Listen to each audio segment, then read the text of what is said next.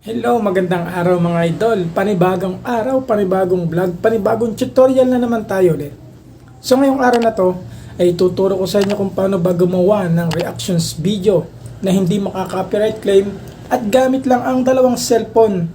Kaya no need laptop ka na. Kaya kung interesado ka sa video ko at gusto mong gumawa ng reactions video sa mga viral video na gusto mong gawin ng reaction, so tapusin mo ang video na to hanggang dulo para malaman mo kung paano ba ito ginagawa. So, let's do this. Let's go. So mga idol, kilala nyo naman sila BMAX TV, ang duo na vlogger na nakakatawa talaga yung content nila na maraming nakakapagpasaya ng mga tao. So, siya yung ating gagawa na example ng reactions video. So maraming gumagawa ng reactions video na ng mga video nila BMAX TV. So, panoorin nyo. Let's go. Papalakihan yata sila ng burger.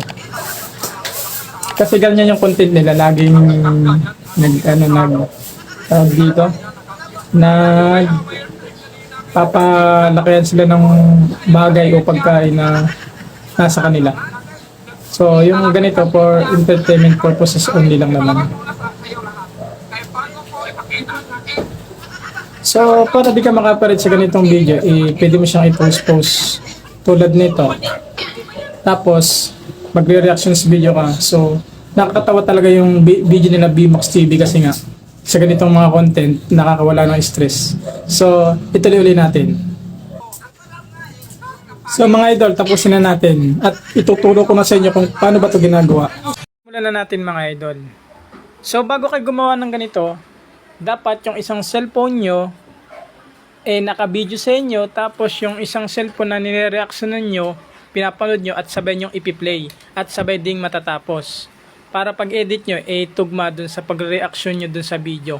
So ngayon tuturuan ko na kayo kung paano to i-edit. So punta na tayo ng CapCut application. So ito siya. Kung wala pa kayo nyan, pwede nyo siyang i-download sa Play Store. So wait lang natin.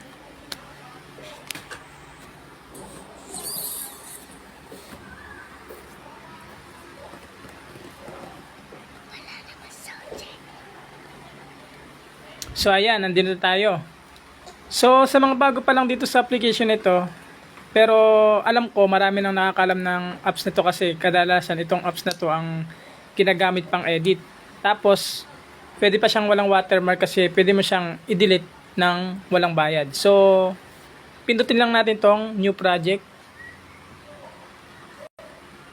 Tapos meron na akong background photos na gagamitin na dinownload. So ayan, click natin yan,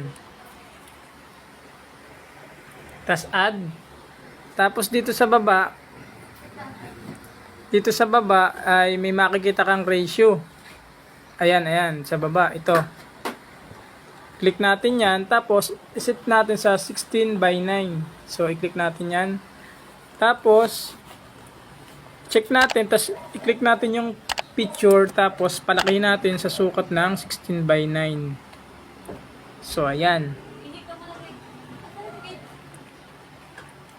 Pagkatapos pwede siya nating pahabain. I-drag natin yung picture kung gaano kahaba yung videos na nire-reactionan mo at video mo, doon din matatapos tong background mo. So halimbawa, for example lang yan.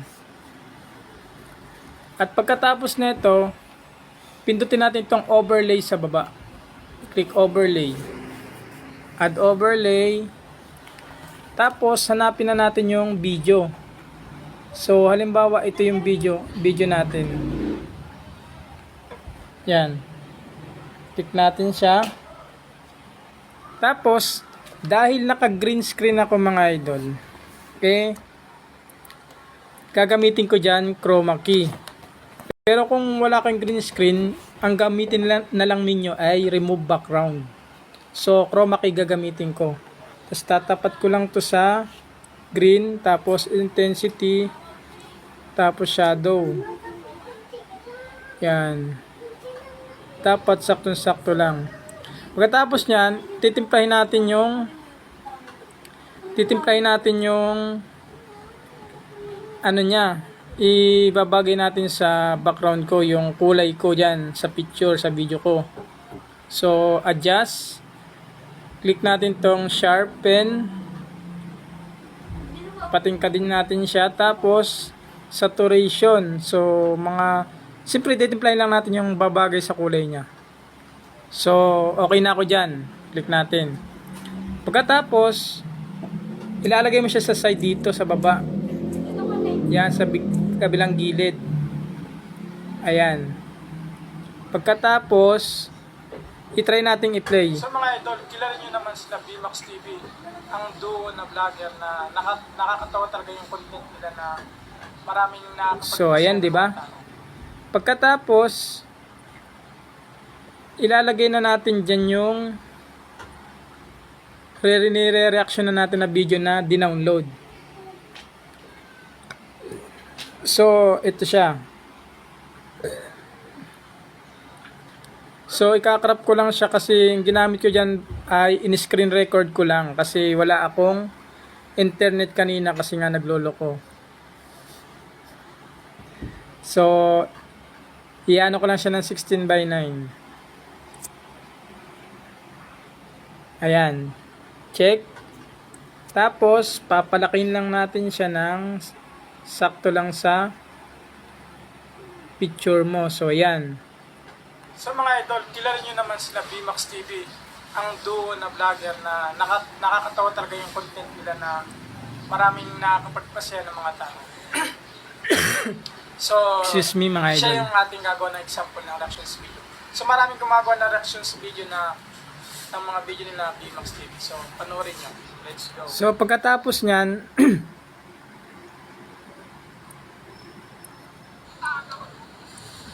magre-react kayo dyan ng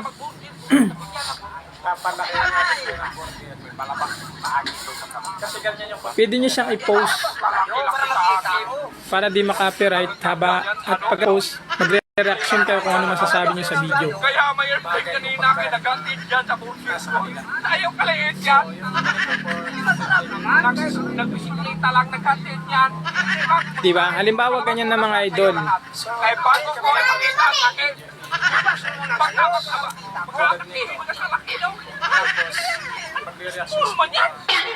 Nakakatawa talaga yung video. So, kung okay na tumugma yung haba ng video sa pag-react mo saka sa nire-reactionan mong video, pwede mo na siyang halimbawa putulin, split mo lang, delete, tapos click mo ulit yung video mo, split, delete. Tapos yung nire-reactionan mo, split, delete. So ayan. Hanggang dun lang. So kung okay na yung nire-reactionan mo na ganyan, simpleng tutorial lang to kasi nga cellphone lang ang gamit natin at hindi na tayo gagamit ng laptop. So kung okay na yan sa inyo, pwede na siyang i-save at i-click nyo yung arrow dyan sa taas para ma-save. Pero kung gusto niyo pa ng twist, halimbawa nag-reaction kayo, pwede siyang lagyan ng text dito sa baba. Halimbawa, add text, tapos maglagay kayo ng halimbawa, reactions video. Mali. Reaction video. Yan. Tapos, sa font, pili ka lang dyan ng gusto mong font size, marami dyan. Tapos, kuha ka din ng effects na gusto mo. Marami dyang effects. Halimbawa, yan. Yan. Tapos, check lang. Tapos, isagad mo hanggang doon sa pagkatapos ng video mo. Yan. So, ipapantay mo lang siya sa haba ng video mo. Tapos, split, delete. So, ayan na mga idol.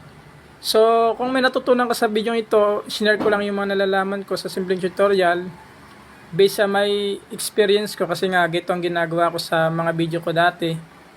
Sana may natutunan kayo at na-share ko sa inyo yung ganitong kaalaman sa pag-edit at paggawa ng reactions video sa mga baguhan pa lang at nagsisimula pa lang. So, maraming salamat mga idol. Hanggang sa muli. Nakakatawa talaga yung